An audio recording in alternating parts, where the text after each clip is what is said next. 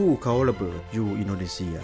แต่ประเทศให้คนอยู่ทวีปยุโรปต้องประดิษฐ์รถถีบมันไปเกี่ยวกันได้แนวใดมื้อนี้หามาเราจะพาทุกท่านย้อนไปเบิ่งเหตุการณ์ช็อกโลกในปี1816ที่ถูกบันทึกไว้เป็นปีที่บ่มียามร้อน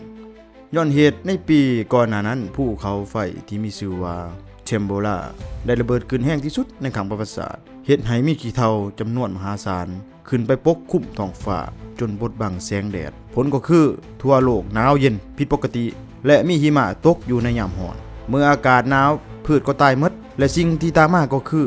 ม้าที่เป็นพาหนะหลักในยุคนั้นบ่มีหญ้ากินและก็ล้มหายตายจากเป็นจำนวนมหาศาลเฮ็ดให้คนอยู่ยุโรปยุคนั้นขาดแคลนพาหนะที่ใช้ในการเดินทาง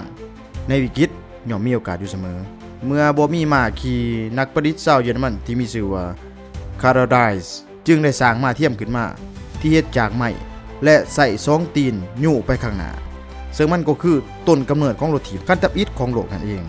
ภูเขาระเบิดครั้งเดียวเฮ็ดให้เปลี่ยนพิถีชีวิตของคนทั่วโลกได้เลยถ้าหากใครมักในเรื่องแปลกๆแบบนี้ก็อย่าลืมกดไลค์กดติดตามส่องหามาเราไว้เด้อขอบใจ